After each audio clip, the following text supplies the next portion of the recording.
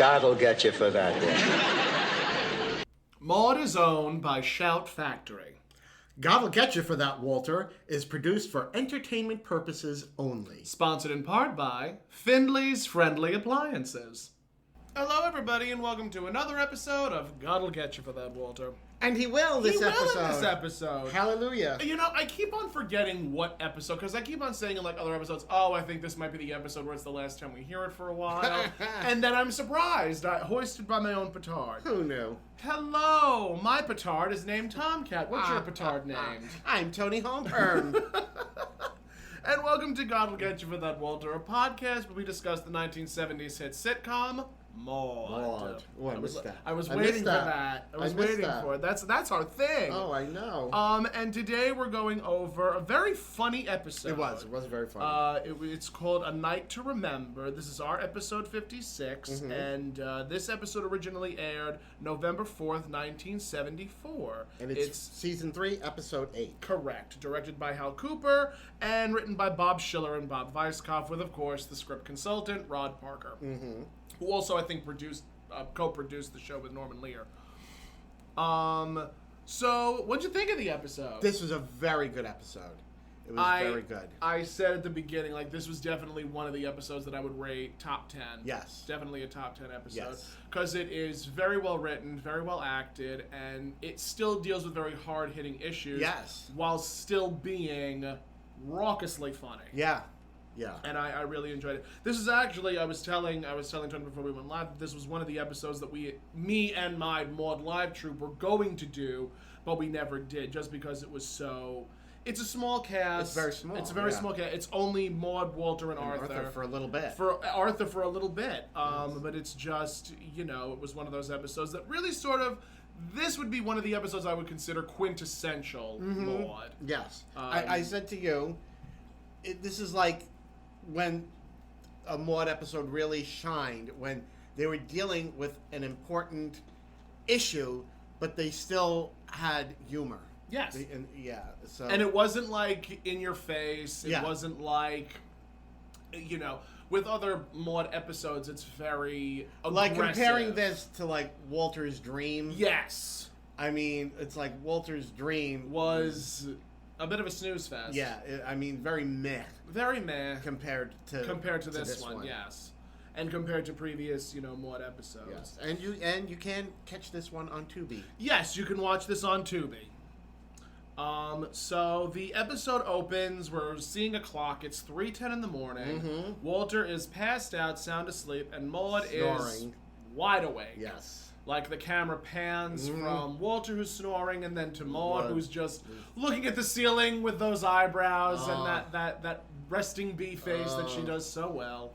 Don't you hate insomnia? Like hate it. Hate it.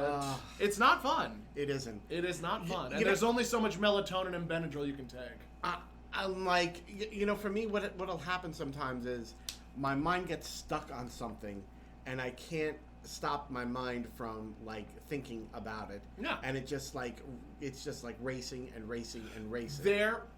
There were a couple of times actually where I have been lying in bed and I'm like, my eyes are closed and I'm like, okay, all right, everything is fine. And then I'm like, I should sew something. I should go down into the basement and make something. There were actually a couple of times before Pride, when I would be figuring out a look. And I'm like, I have the fabric, I have all these things, and when you have an idea in your head and it doesn't leave, it's the worst. I know. It's terrible. I don't recommend it. It's horrible. Horrible. There really is no known cure for insomnia other than just dealing with it. Absolutely not. So, my recommendation is, like, I've used music. I've actually tried counting sheep. Really? And sometimes it works. Because you're programming your brain to just do something monotonous and redundant, and by the time you get to 100 sheep, you should be passed out. Yeah, I've tried like mind games like that to try. It doesn't work. No. sometimes I just give up. I get up, I go on the computer, and I just have to You diddle. do stuff. You diddle. Until finally I'm like, There were times when I've said I need to go into my studio and clean. I need to fix up my pattern table. I have to do X, Y, and Z. And then I go and I do, and then I'm like, well, I mean, since I'm down here, what else can I do with my time? Right. So I know. it's a lot. I think it's probably more prevalent among creative people like ourselves. Yes, I agree. I definitely agree. Yeah. Because, I mean, your mind is constantly thinking about what will happen next. Yes. Or, there are even times that I'm, thinking, what number can I sing? My insomnia can be triggered by virtually anything pertaining to the creative world. I think, in a way, we both are sort of somewhat obsessive compulsive. Just a skosh. Just, not Just like a skosh. that we have, rituals. Not ritualistic but, or where it's, diagnosed to an extreme Right, amount, but right. definitely where Tendencies. we just Yeah. have these tendencies Yeah. where we're overthinking something or Exactly. we're just giving too much thought to one specific topic and we Exactly. just cannot go to sleep. I know. Yeah. So Maude Maude is definitely overthinking something. She's overthinking, yes. And first she tries to wake Walter up. She tries to wake Walter up and she says, Walter, he just Yes. and he just snores, Yes. loud. So then she's going to grab the tissues and the tissue box And it's is empty. So I think she got up and she got tissues. She from got the tissues dresser. from her vanity, and Then she went to the closet. She went to the closet and opened it up and made a loud To get her creak robe. To get her robe, of Right. course. Yes. And then slammed. She was in a very attractive peach-colored nightgown, and she threw on this quintessential Maude robe that was floor yes. they're in a matching color. Yes. Um, And she slammed the door of the Slammed closet the door closed. and Walter immediately snaps awake. Yes. And he's like, Maude, wake up! There's a prowler. There's a prowler. Yes. And Maude is sauntering about, and Walter wakes up and goes, Maude, what are you doing? Yeah. And Maude says, prowling. Prowling. Wasn't he at 3 in the morning? Yep. And Maude says, I'm sorry, Walter, this is the peak hours Peak for hours prowlers. for prowling, and that's when she's telling him that she's got insomnia. Yep. And he's like, insomnia. You've never had a problem. You've never had a problem sleeping while we were married, and the 3 months before. Right. So before he said the 4 months. The before, 4 months before. I'm sorry. And she said 3 months. That's before. 3 months. Don't brag. So obviously, Walter is saying, "Oh, we slept together for months before we were married, and you never had a problem sleeping." Right. And she tells him to go back to sleep. And he does. He goes back to sleep. So he goes back to sleep. But I mean, obviously, the camera is focused on Maude, and then Maude says, "Oh, but Walter, I think I want to." And before she has an opportunity to finish the sentence, he's passed out. She's asleep. Then we get to a really funny bit. So Maude looks at herself in her vanity mirror and she is checking her eyebrows and she sees one tiny little hair sticking out of place and she grabs her tweezers and yanks Yes. this long hair out of her eyebrow and she yells, she shouts and Walter wakes up again. Walter snaps open awake and Walter goes, Maude, what are you doing? And she goes screaming in pain. Yes. She was plucking her eyebrows. And it had the eyebrow hair had the longest root in the world. And she proceeds to show him she pulls by pantomiming, pulling an eyebrow hair and raising her knee. Raising her knee. It was a very, very funny physical comedy bit. It was very funny, and Walter is continuing to ask her, what's wrong, what's the problem, and then she says, I have to paint my toenails. So she storms off into the bathroom. Yes. And Walter starts asking a series of questions like, is anything wrong? Yes. She goes, no. I forget what he asked after that. Yes, there was a few things, and then he finally says, "Are you having an affair?" You're having an affair, and Maude says, "Yes." So the audience goes, you hear the audience audibly gasp, and Walter's like, "Maude." Maude says, "Don't be silly, Walter. How can I have an affair with these toenails?" So, I think she ended up saying they look like she had been washing dishes with her feet. with her feet. That was enjoyable. So then Walter is saying, Then it's your mother. Yeah, is it a fight with your mother? And she was saying, no, everything. Wasn't she saying that everything was fine with the mother? Everything was fine with that sweet little old lady who didn't have the decency to thank me for the 5-pound box of saltwater taffy I broke my back to bring the old witch. Yes. So no hidden bitterness. No. But who needs 5 pounds of saltwater taffy? My mother. Really? Oh, your mother loves taffy? My mother loves saltwater taffy. Okay. I'm not crazy about taffy. I enjoy taffy and I enjoy fudge. Not shocking. Really? Animal. Idiot. Absolute idiot. Actually, you know, it's funny. Speaking of tweezing, you know, I, as a drag queen, I use my natural eyebrows. You're a drag queen? No. No. No. Really? Yep. Shocker. It's just part and parcel of the game, really. You know what else? What? I also impersonate B. Arthur. That's a thing? That's a thing. It's a thing these days. Somebody can get paid for that? Jeez. Talk about a scam. Wow. Talk about a scam. It has fallen down in recent years, hasn't it? But it is funny, like, so because I tweeze my eyebrows, I also, like, feel like I'm pulling on hair that has the longest root in the world. And, you know, I have, if I don't upkeep, like, honestly, I should be tweezing my eyebrows about every week, like, or once a week, just to, like, keep them in shape. I could probably do mine every day. But, please, there are times I'm like, I look in the mirror and I'm like, oh, that wasn't there yesterday. Why is it there today?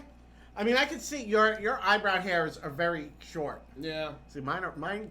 But that's because I cut mine. I cut them. I cut mine too. I cut mine. And still, they like overnight. They're like.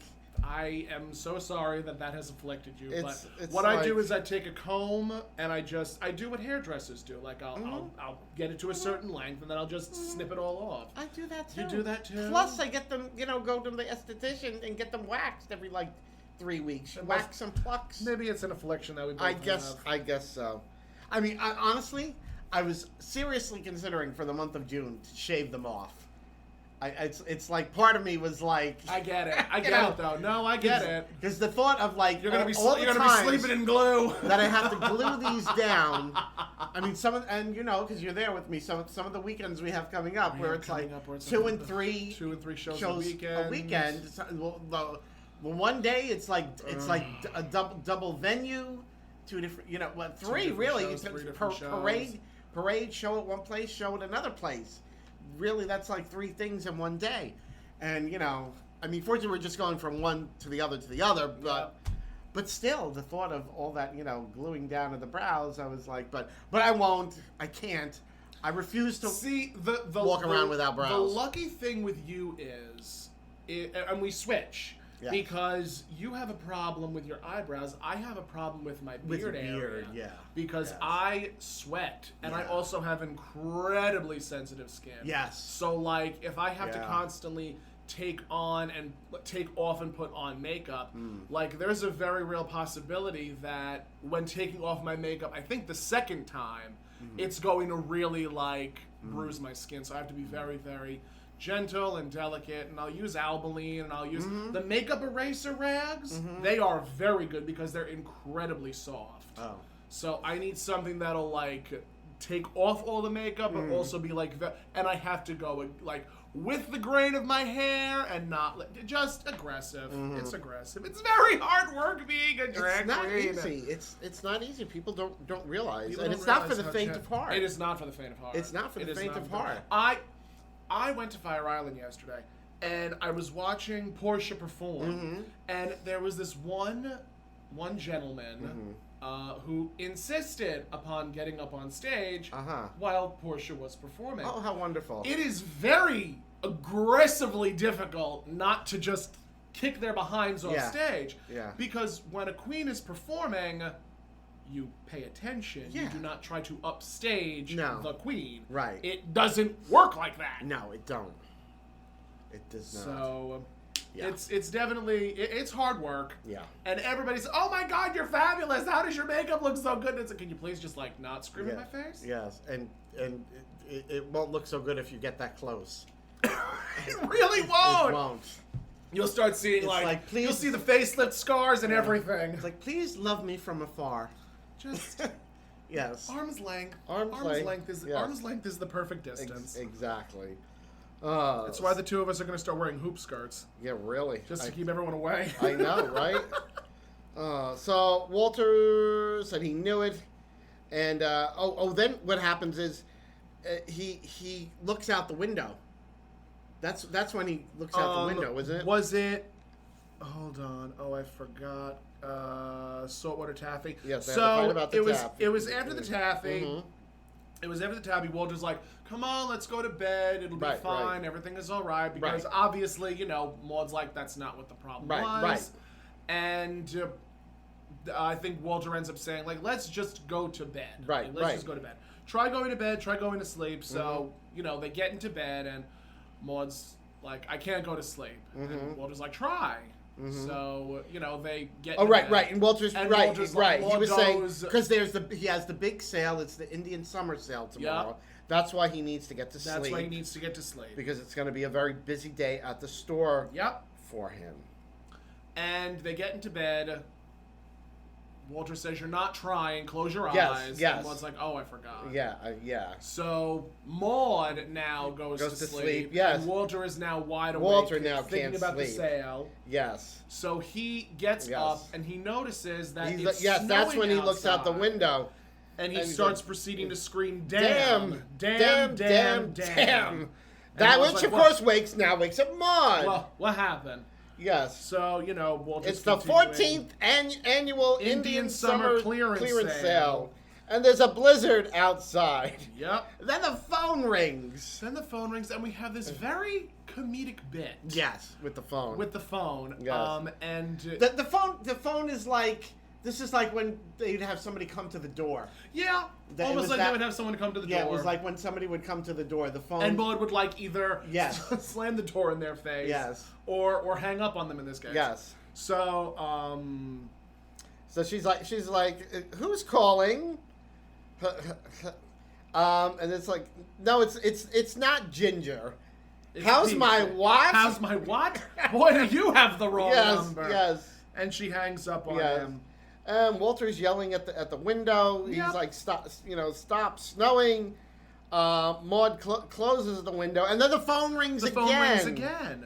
Yes. And, she answers the phone and says, "Hello? No, this is not Ginger. This is Peaches. Ginger's roommate." Yes, Ginger's roommate. And she starts having this conversation. You're an odd fellow from Pittsburgh? And she ends up saying, "No, you can't miss it. It's on Dover Street, right above the pizzeria. Pick up an anchovy pizza. We'll roll around in an Italian style." Which just... hilarious. Yes. I thoroughly enjoyed that. I love anchovies on pizza. Really? Love them. Love anchovies. I remember, so last summer, because me and my cousin, me and her family, like my uncle, my aunt, and her wife, we'll have like a sauce day where we make like these batches of tomato sauce. And one year we ended up doing pizzas. So we had, I think we did a white pizza, and we did a margarita pizza, and we did an anchovy pizza. And the anchovy pizza, we also made a pepperoni pizza, because the pepperoni pizza was just oil everywhere. Oh, yeah. Just oil and grease everywhere. Yeah. But it was still delicious. Of course. And I remember having an anchovy pizza for the first time, and it was different. Yeah. It Well, was very you have to different. love the taste of anchovies. You have to love the You have taste to of love the anchovies. taste of anchovies. And it's very Fishy. Yeah. to put it as bluntly Fishy as possible. and salty. Very salty, but also a little bit nutty. Yeah. A little, definitely a little nutty. Yeah. It definitely gave an interesting flavor to the pizza, and it was just, it wasn't for me. Definitely not for everybody. It wasn't for me. But I love anchovies. Oh, Well, you like them. seafood to begin with. Yes, I do. It's my favorite thing. Even though a lot of it I can no longer. Even though you can't eat it anymore. Damn you, Well, think about gout. it this way. My mother, for the longest time, was able to eat shellfish and shrimp, and now she can't eat it anymore. But my family insists that we have shrimp scampi for Christmas every year. And I look at my mother and I'm going, I love you to absolute bits and pieces. You are my favorite woman in the universe. Why are you so insistent upon making shrimp scampi when you can't eat it? And God forbid any bit of shrimp gets on you. Oh, you she's break allergic out to in it. She's highly allergic to it. Severely allergic to it. I remember one year, my father and my mother went out for dinner with my father's aunt and uncle, and they told the chefs, please do not prepare these dishes that you're going to be bringing to my wife with shellfish, because she is highly allergic to it. Somehow or another, she ended up, and they had to leave. Oh, jeez. She popped a Benadryl, and she it was one of those moments where I'm like, maybe you should try an EpiPen. We'll see what happens, and then maybe see how that works. Right. So it was that's scary. It's very scary. That is scary. There are moments where I'm just like, please don't make shrimp. Do not sacrifice your health for someone's meal. I mean, myself, because especially we're heading into Pride Month, it's like I'm being very cautious about eating anything that could trigger a gout attack. I can't eat anything that has dairy in it. Yeah. I have to be very careful with dairy. And the thing is, people don't realize they see us performing as drag queens, drag artists. There's so much that goes into just the preparation beforehand and along the way. In terms of diet, even when I would go to conventions, I would make it my job to go to the bathroom, make sure that my system is entirely cleaned out, and then I would only eat maybe a spoonful or two of peanut butter a day. And then just guzzle water for the duration and try and see how far I could last. There was actually, I remember it was 2019, and I was competing, I think, as Winifred Sanderson in the cosplay contest for New York Comic Con, and I think it was the fall of 2019, and I remember waking up in my friend's hotel because I spent the night with them. Spent the night in my friend's hotel at Yotel, and I just did not eat. I just spent the entire day as Winifred Sanderson. I was in a corset and heels for about 13 hours. That's a lot. And, not eating, trying to be very cautious about what I put in my body. It's a lot. Yes. It's a lot of work. It is. It really is. I could hear the audience member saying, well, it doesn't sound that bad. Then you try Then it. try it. Then you try it and see how you fare. Yeah. So Ginger and Peaches. Ginger Odd and fella from Peaches. They're rolling around Italian style in an anchovy pizza. So Walter now says, I have the world's greatest headache. Yes. He just develops a headache. Well, no, before we even get to that, Walter's telling her, why don't you try to get to sleep? And he says that, whatever your problem is couldn't be half as bad as mine, as a man's problem. Yeah. So obviously the man's problem is business related, and Maude's problem is clearly not the way that she is making it sound. Walter says it as an example, you're trying to decide between shrimp puffs and cheese balls for some benefit or society kind of a thing, something like that. And Maude says, "Is that what you think our problems are? Shrimp puffs or cheese balls?" Yes. And then she says, "I think I've decided on a mock tuna birds." Yeah. Have you ever heard of that? No. Was it birds or burns? I have no idea. I think it was birds. Mock tuna mock birds. Tuna. I'm gonna look it up right now. Look it up, please. Because mock tuna birds. It was very interesting to me. Tuna birds? Tuna birds a thing? Well, we'll find out. Could it be like a tuna casserole? Mock tuna salad? Maybe. So I guess it would be. I don't know. It was an interesting. It was an interesting thing. So I'm just gonna. A mock tuna salad is chickpeas. Yes, I've heard of that. So we're just going to assume that she meant a mock tuna salad. Okay. So now Walter's he's got a headache, and he's saying that how you women have it so much easier than men. Yeah. And he's going through he's going through the medicine cabinet, And he scoffs and says, "Oh, now I found the suppositories." Now we found the suppositories. Although what he needed the suppositories for, I don't know. He's telling you, do you have any idea how hard it is to be a man? And Maude says, "I'm sorry, Walter. At the advice of my priest, I gave up being a man shortly after World War II." Yes. And Walter, he can't believe it. He finds penicillin from 1968. But still can't find any aspirin. So she calls him Eagle Eye and pulls this giant bottle of white aspirin pills. Right. And the phone rings again. Wait, hold on. Even before was it before that where Maude said about the penicillin? If you had a social disease instead of a headache, you would be able to solve the problem. That's right. Yes. So at that point, the phone rings again. That's when the phone rings. And she goes, "Hello, no, hello, yes, Peach is here." Oh, you want to bring a friend? You want to bring along a friend? Of course. Oh, and don't worry, I have penicillin from 1968.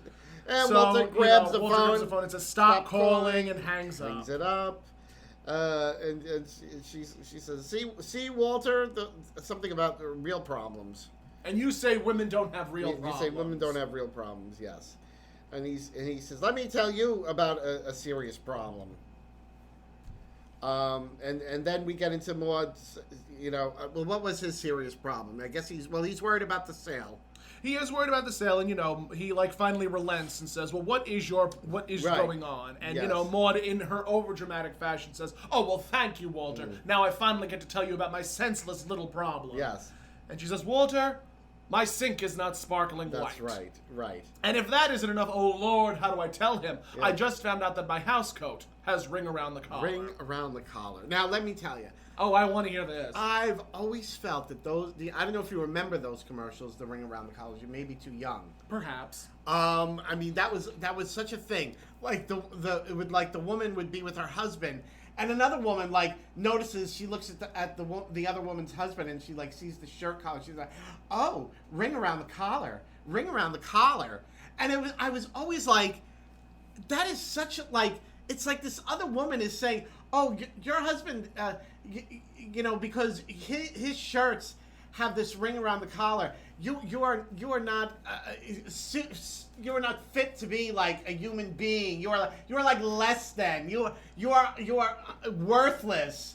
I mean, I'm sure Aunt Barbara is gonna post that commercial at some point. I mean, it always seemed to me that the woman should have been screw you, let him wash his own friggin' shirts. I'm not responsible for the ring around his collar. I would have been like, how dare you? See, I try not to wear something too much where it ends up with ring around the collar, but my windbreaker that I wear, because it's a specific material, and because on the back of the jacket it's a giant decal of Dorothy, Rose, Blanche, and Sophia, and down the arm it's emblazoned the Golden Girls. Right.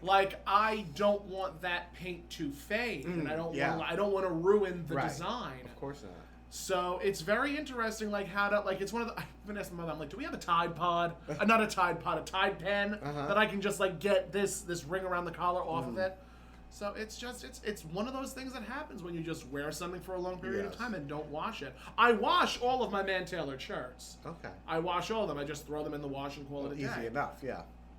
But for specific things like jackets, there's this gorgeous white blazer that my grandmother wore. And it fits me because I went through a lot of my mother's clothing and saw a couple of pieces, and I was just like, I'm going to try that on and see if it fits. I'm going to try that on and see if it fits. And fortunately, some of the outfits that my grandmother wore would fit a giant of my size. And, it has ring around the collar. And I'm like, how do you get ring around the collar out of a white blazer? Curious. I don't know. Neither do I. I don't know. But the point is, the commercials were so misogynistic. Of course they were. I mean, they were just it was just, they were horrible. Yep, I get horrible.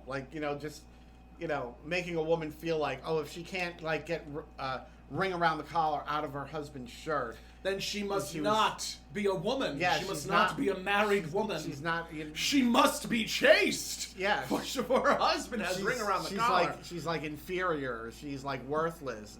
I mean, just so demeaning, horrible. I hated those commercials. I truly did. Ain't it just like a drag queen? Yeah, of course. Ain't it just like a drag queen? Of course. So yes. And that's when Maude blurts out that she has to have a hysterectomy. She has to have a hysterectomy. And she sits down on the bed and she's holding her head in her hands. And Walter is just like sort of astonished at this point. Yep. And she's hysterectomy. It's in the dictionary right after hysteria and hysterical. Hysterical, yes. And Walter is like, oh my God. He's like. And Walter is immediately like very worried, and Maude reassures him, saying, "Dr. Dicehart said he is reasonably sure that there's just a few things wrong, and that a hysterectomy will help." Yeah, and she had said to Walter, I didn't mean to break it to you like this. Yep. But she's gotta talk about it. And Walter now he feels guilty. But I mean, one of the things that I can really point out about this episode is that I love when couples can sort of confide in each other about their medical conditions. Mm-hmm. Because, years ago, I'm assuming that if a woman had a female problem, she would not address it with her husband. No. Because the husband either wouldn't understand or wouldn't, just wouldn't be in the know enough to offer any type of constructive opinion. Right. And also, men aren't supposed to know about these things about women. Yeah. So, well, that's like back, how like, back years ago, how like they wouldn't let men into like a delivery room and things like that. It was like everything about like the female anatomy was supposed to be like this secret taboo thing. And this, It was a secret club that only women needed to be a member of. Yes. And also the same way with, men's anatomy and things like that. I mean, when I was in grade school, I don't know about when you were in grade school, but when I was in grade school, it was the girls were taken to a separate room and they were shown the Disney female video, right, and the boys were shown the Disney male video. Yes. And it was really one of those things where I did not learn about the female anatomy until I was in high school or junior high school when I when we had to take biology, and we just had to learn that way, and it just I don't know. And I'm not saying that children need to learn about the human anatomy at such a young age, but it really can't hurt to educate. No. When it comes to anatomy. Yeah. No, it can't. There's nothing wrong, at least for kids to know what their own parts are. Yeah. They're their parts. It's their they parts. Should know they what should they know are. what they are and what they do and what they're capable of. I mean, to a certain extent. It's like we were talking earlier. Yeah. I said, like when I was a kid, if I could have just been told that, some boys like girls and some boys like boys and some girls like girls and some girls like girls. Yeah, I said, and just been told, just that, and that it was like, and that's okay.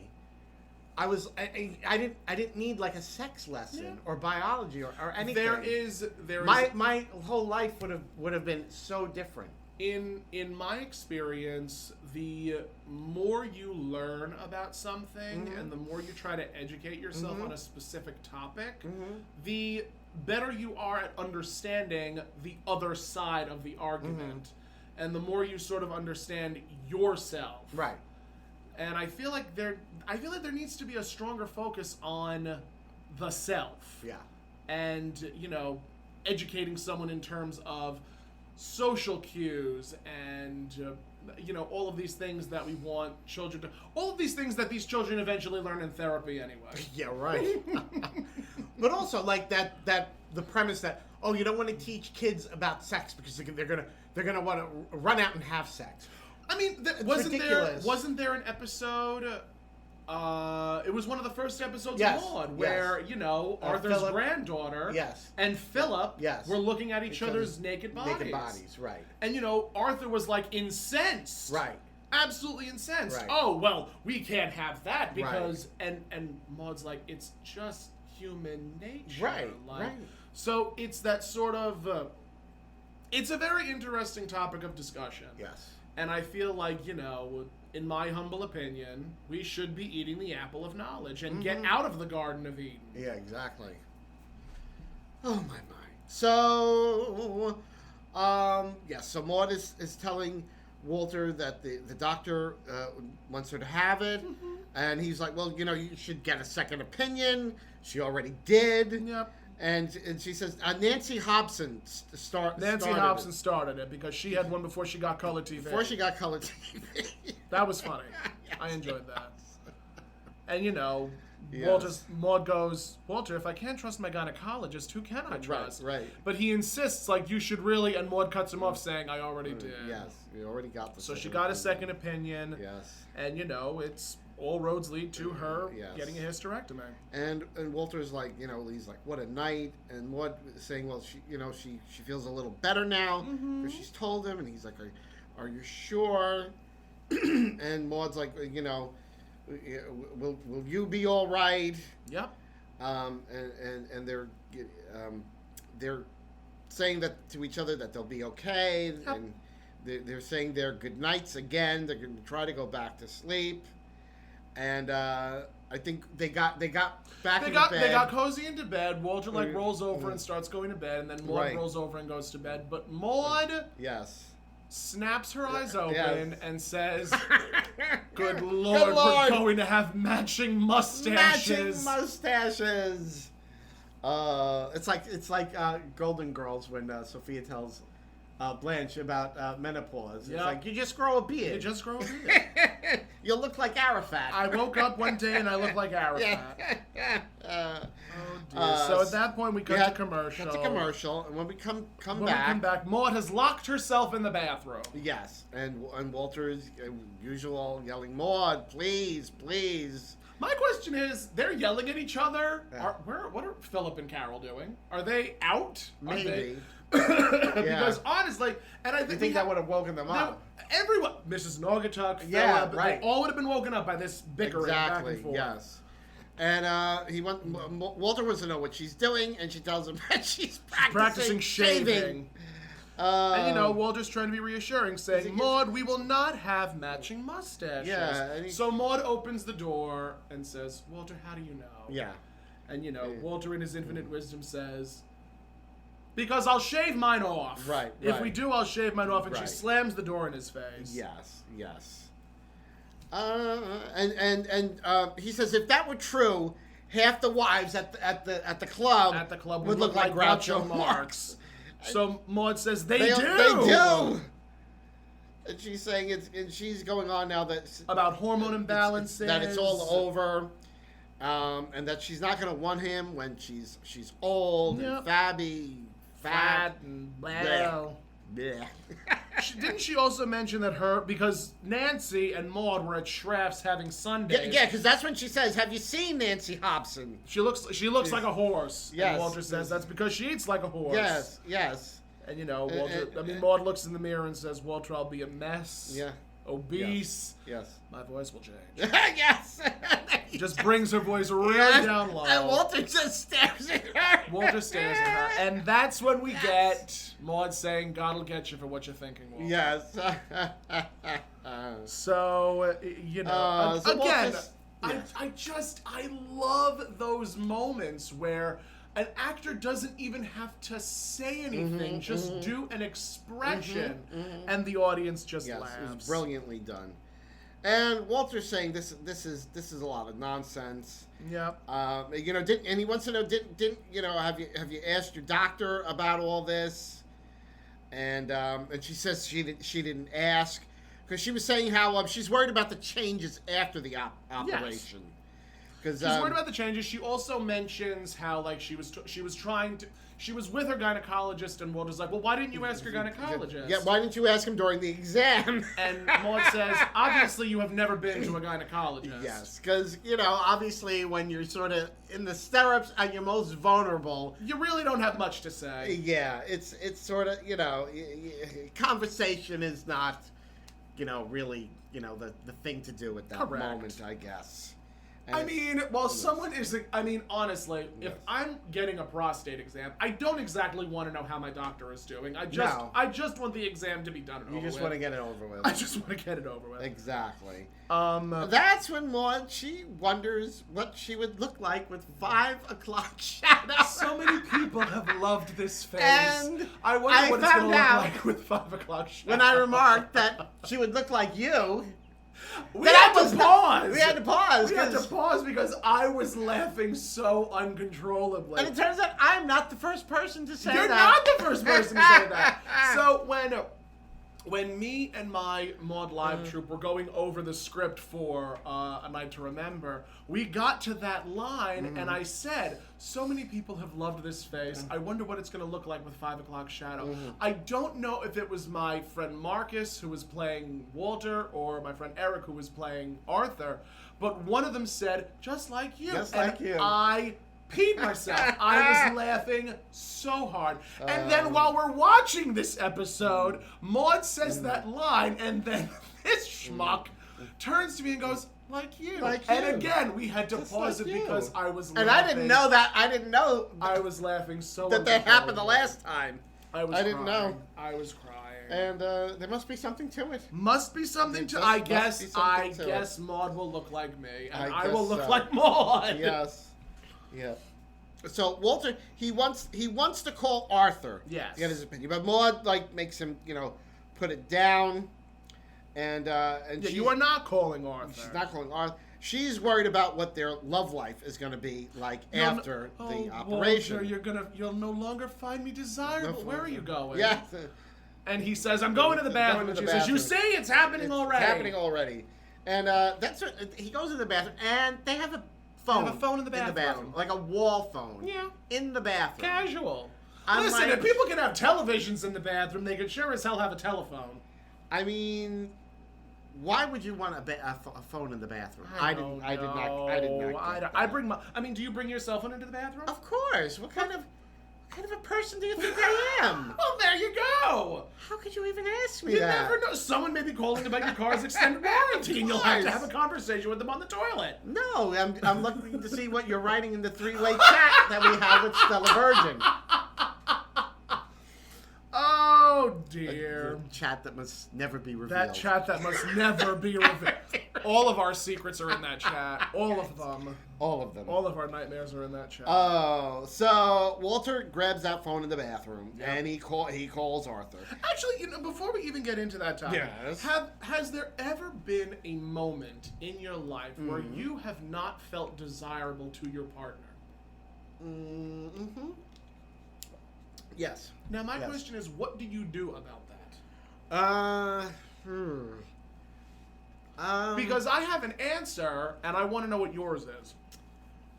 Well, it was really more in my head than anything else, and it's just trying to find your way out of Yeah. that Trying to find your way out of that dark spot. That dark spot. I mean, that's really what it is. Mhm. For me, usually I will. I'll do one of three things. One of which being incredibly toxic. The one that's toxic is I will look at their previous partners and say, that's "Oh not well, I'm good. better than them." Oh well, okay. Well, then that's good. I usually think about all the ways that I am a better person. Mm-hmm. Not necessarily the greatest way to handle things. The other one is to obviously talk it out or write it down or get my feelings out in a solitary way. But then there's also a way where I can talk to other people and gauge their reaction and their responses to it. Having sex with someone in their 20s is also a good way to get out of that. Why? I'm at an age where having sex with someone in their 20s, A drag queen of a certain age. a queen of a certain age. Having sex with someone in their 20s, I mean, I've had offers, and every time I have offers, I'm just like, you're a toddler. I can't do that.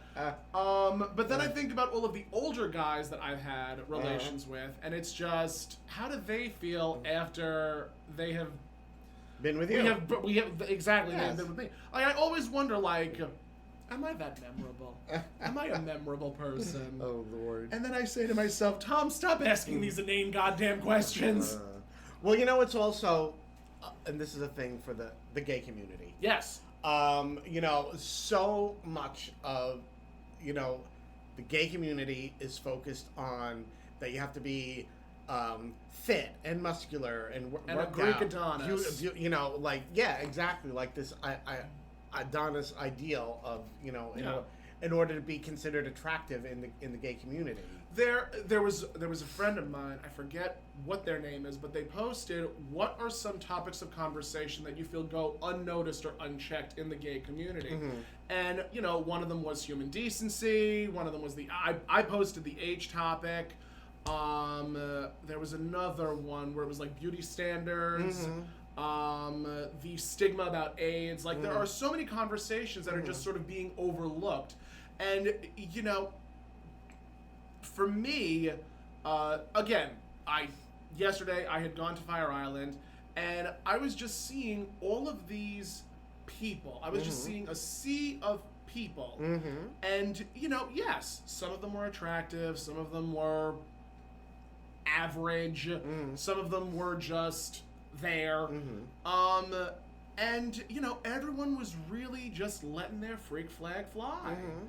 And that, to me, matters more than beauty standards or, I mean, more often than not, the cliques are one of the bigger problems. Because in the cliques, it's usually where a lot of those mean girl aesthetics come into play, and, you know, someone's going to say something to the wrong person, and then that person finds out through somebody else, and then it just becomes a game of telephone. And I was having a conversation with a friend of mine, and I was like, can we just leave the high school drama in high school? Can we just leave it there?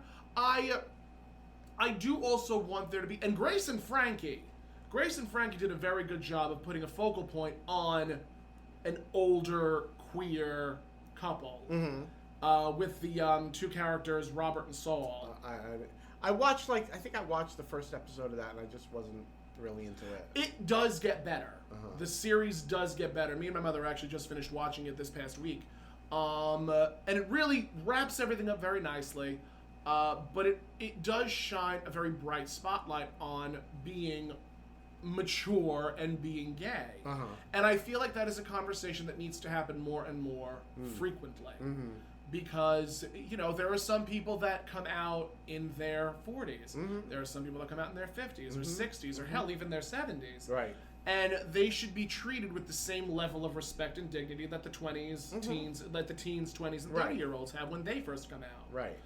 And I feel like there is just such a stigma. There's obviously ageism in the queer community because, it just is. Yeah. You know, if you reach a certain, I mean, that's the other thing. Like, so many people that I'm familiar with are like, oh, I'm turning 30. Oh, I'm dead in gay years. And it's just like, can we not? I know. Yeah. Can we you're not? You're just sort of reinforcing that. Yeah, literally. Yeah. Yeah. It's not good. I mean, and I'm going to be very honest. I turned 30, and, you know, I really started living for me. Because in my 20s, I was too busy living for other people. And then, like, when I turned 30, I was like, you know something? I'm going to start doing more things for me. So I started doing drag more often. I started doing, like, things that I wanted to do. Right. And it's been very worthwhile for me.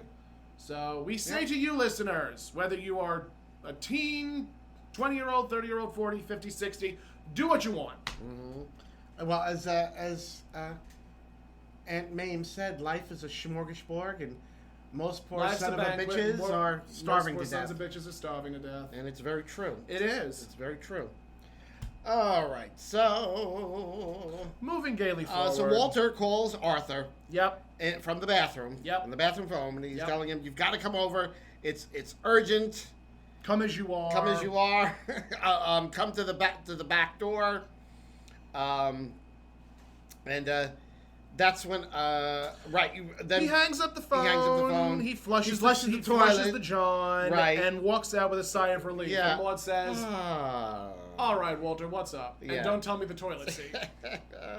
Which I enjoyed. And that's when he just I He called just admits Arthur it. to come Arthur. over. She's like, why? And he's Why? like, One of the Yes. things that tickled me, and I have it written down. She says, "Why must it be Arthur?" Yes. And that tickles me because Oh. it's the only time in the entire series when she says her own name. That's right. Oh, yeah, that's The right. only time she Why says must it in the it series. be Arthur? Why must it be Arthur? And he says, because he's a doctor. And he happens to be And my he's my best best friend. And Maude says before Yes. Walter exits, "Walter, 2 wrongs do not make a right." So Walter heads down to the kitchen. It's dark when he walks in. He turns on the light. There's knocking Arthur at the back door. knocking at the door. Arthur comes in. And he's in a coat, an overcoat. Yes. A plaid brown overcoat. Almost looks like a woman's coat. It did look like a woman's coat, didn't it? I was thinking maybe he grabbed Vivian's coat. Perhaps. He's got boots on and his legs are bare. And he has on a hat with flaps. Yes. Because Yes. obviously it's cold outside. Yes, and Walter, one of the first things he says, he tells him to take off his coat, and he's like, Arthur's like, "No, I can't. Can't. I've got nothing on underneath." Yeah, and because Walter told him to Come rush as you over, are. come as you are, rush over. And so he Arthur says, did. "If you're not terribly sick, I'm going to be very disappointed in you." That's right. And Walter tells him that Maude's going to have a hysterectomy.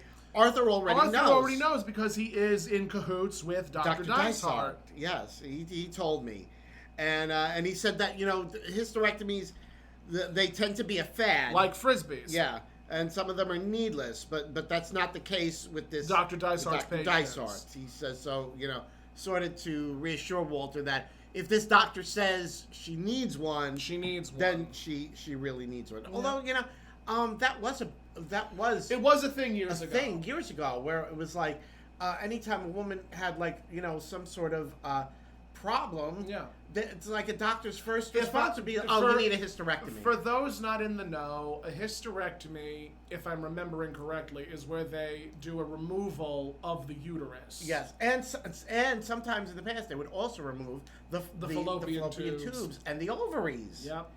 Now here's the thing: a woman's ovaries are like what a man's testes are, as far as the production of hormones.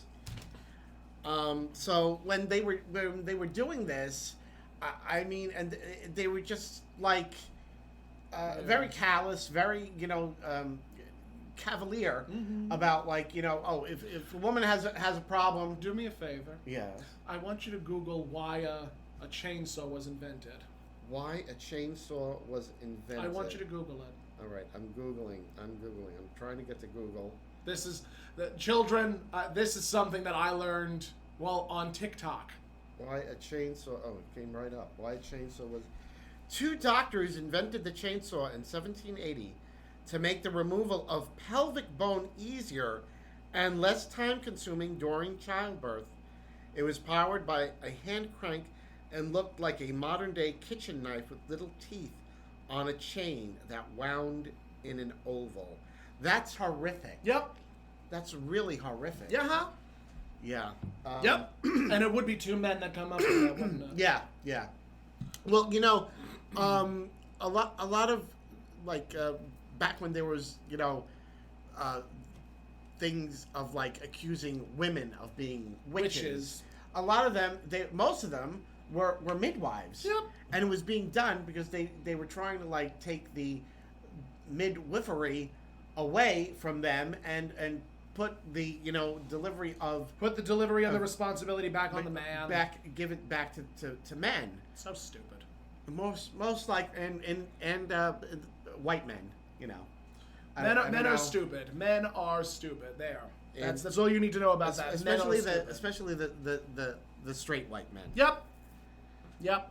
We could that could be a whole other episode. That is going to be a whole other episode. Let's not go there. Let's not go there. But there was a lot of cavalier disregard for women's reproductive health. There still still is. But especially back, in the day when it came to hysterectomies, it was like, oh, you have a problem. You have a problem with your vagina? Oh, just get a hysterectomy. Problem hysterectomy. Yep. Instead of and a man would never expect to go into a doctor and be like, and you're like, we have to remove your testes. We have to remove your testicles. We have to remove your testes. Have to remove your penis. Yep. When it comes to men's reproductive health, whoa, Nelly. Oh, Oof. please. Men's reproductive health can't be regulated the same way women's is. I Right. wonder why. Yeah. I wonder why. Yeah, exactly. You know, let's make sure that men have their Viagra. Of course. So Walter, Arthur ends up has reassured saying- Walter. Arthur's reassured Walter, and Arthur says there's two things women can't Excuse me. can't help but enjoy: Mm-hmm. the telephone, can't ignore the telephone, and free medical advice. Yes, because Walter was saying that she won't talk to him, and Arthur says she will talk, Yeah. and that's when she comes in and she says, Arthur, Arthur. I have to talk to you. And Arthur says, "See," Yes, and she's like, let me take your coat. She wants to take his coat. and Arthur says, "No, No. I can't. I've got nothing on underneath." And And she says, "Catch cold." well, because he said, I can't So- take it off, I'll catch cold. I'll catch cold. So my question is, he has on a coat. Why would he catch cold if he had a coat on? What was it like? No, if he took the coat off, he would catch. He said when she wanted to take him to take the coat off, he said, "No, I'll catch cold." And then she kept saying, "No, come on, let me, come on, just take your coat just off." take And then your coat finally, off. he's like, I can't, I have nothing on underneath. That's what she's Catch cold. meaning Okay. leave the coat on. Leave the coat on. Okay, that makes more sense. Okay, you got it now, I got pussycat. it now. All right.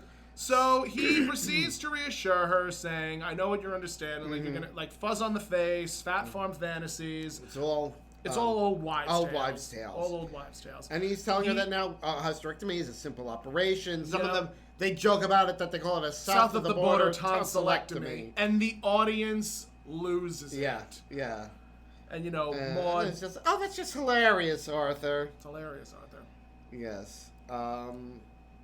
And then she gets. We finally get to the crux We of get why to the she's crux, so and worried. she tells Arthur she wants him to give it to her straight because she knows it takes two to tango. two to tango. And he says, "Oh, you'll be able to dance." Still be able to dance.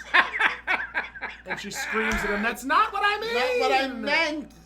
And he tells her, he said, "Oh no, not to worry. You'll be a like new woman. a new woman with A all nine- with a all the nine- drugs with and all the drugs and therapies. hormones. You'll be like a 1928 Packard with a new With engine." a rebuilt engine.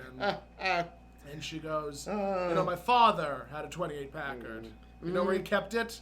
In the garage, up on blocks. On blocks. And she's, distraught. She runs back upstairs, and, Walter turns to Arthur saying, "What can I do?" Yeah.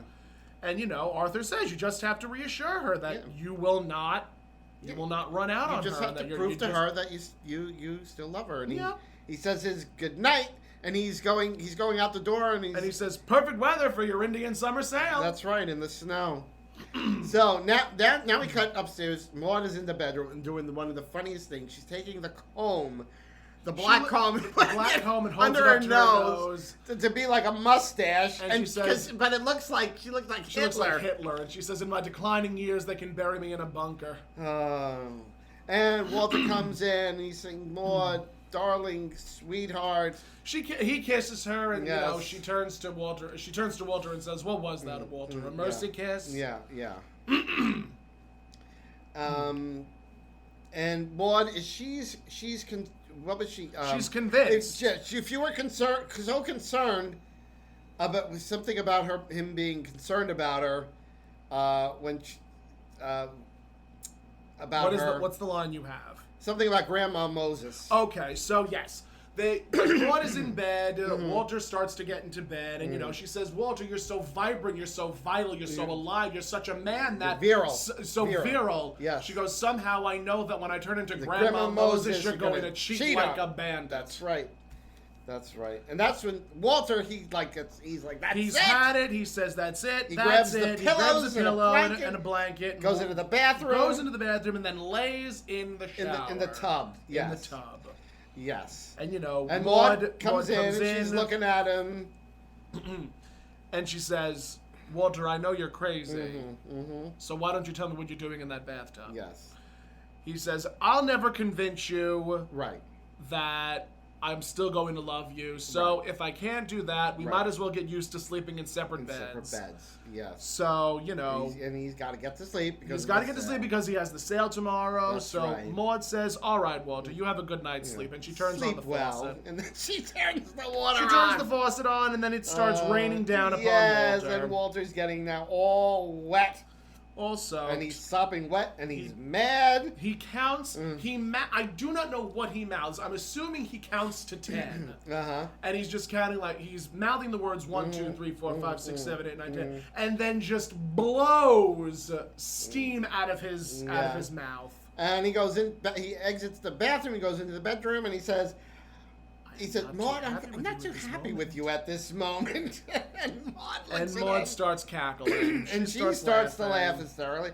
And then Walter starts to laugh. And he gets into the bed with her. And he says you finally, like... You, oh my God, why can't I remember what he says? He says you finally stopped feeling sorry for yourself. And they're laughing, and he's saying this is the nicest thing that's happened all night. Yep. And he gets into bed, and Maude goes, "Oh, Walter, you're so understanding, you're so reassuring, you're so wet." And Maude, she says she knows it's childish to be scared about the operation. Yep. And that's when Walter says, I know something that would take your mind off it. And Maude's like, "Well, Walter, I have to be up at 9 o'clock. I need to be at the hospital at 9. You have to get to sleep. There's tests that she needs to do in the morning. Clearance. She needs to get cleared medically." Well, Walter's like, that's all? And he just ravishes her and just growls and says, like, Maude stops and says, "Walter, honey, I'm not even supposed to have breakfast," which can be taken a number of different ways. Yes. And they laugh, and then it just... They laugh, and it fades to black, and that's the end of the episode. It closes out of the episode, and which was really good. Really was a quality, good episode. Yes. It was probably one of the best. One of the best. Definitely like a top 10. Yes. Definitely a top 10 one of the top 10 episodes. And unusual, because really it was for the most part, it was just Maude and Walter for the entire episode. Just a soupçon of Arthur. It's your SAT word. A smattering of Arthur. Just a sprinkle. A sprinkling of Arthur. A soupçon of Arthur.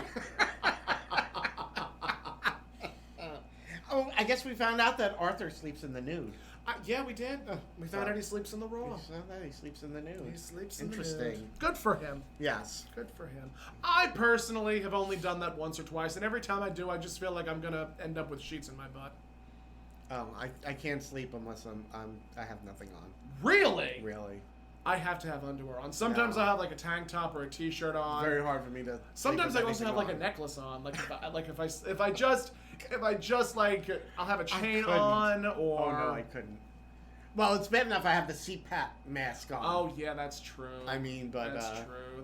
That's your underwear then. It's just your CPAP machine. Yeah, because I need that. Oh, another thing I do if it's really, really, really cold and the heat doesn't kick on, I'll sometimes sleep with socks on. Yeah, well, sometimes if it's really, really cold. Yeah. And like we're trying to like conserve fuel. Of course. I've done that. It's going to become a thing more and more as fuel continues to rise. Right? Exactly. So, but yes, one of the definitely a top 10 episodes. Cannot recommend highly enough. Yes. So, we thank you so much for listening to another episode of God Will Get You For That, Walter. If you would like to listen to all of our episodes, you can where all podcasts are found. You can find us on Buzzsprout, Apple Radio, iHeartRadio, Pandora, Spotify, all that jazz. All that jazz. You can find us on Facebook at God Will Get You For That, Walter, on YouTube at God Will Get You For That, Walter, and on Instagram at Findley's Friendly Appliances. Wow. Where can they find you? They can find me everywhere that's Toni Homeperm, and that's... Anywhere Toni Homeperms are available. Yes. Walgreens, CVS, yes. Rite Aid, Eckerd's, Genevieve's. The web, Facebook, Instagram, TikTok. Ah, yes. TikTok is doing well. The clock app. The TikTok, the clock app is doing well. I can go live on TikTok now. Yes, you can. I've actually gone live. I'm so proud of you. I was so happy for myself. I was so happy for you too. I was. And where can they find you? Anywhere that Tomcats are available. Deer Park Avenue, 7th Avenue, Lexington Avenue, Park Avenue, Madison Avenue. Nice. All those street corners. Okay. And anywhere that Tomcats are found on the interwebs. On the interweebs. On the interweebs. Be careful, we might upset a whole fandom of people. Oh. I love my weebs, though. I do. I love my weebs so much. That's a thing? Oh, yes. Oh, I didn't even know. You don't know that weebs are a No. thing? Oh, I have to educate you. Oh, my Oh, God. I'm so I excited can't. to educate you about Oh, weebs. no. Oh, no. Yes, you can find me on TikTok, Twitter, Facebook, Instagram, all that fun stuff. All that jazz. And we thank you for listening, and you can listen to us on another episode of God Will Get You for That, Walter. Bye, guys. Good night.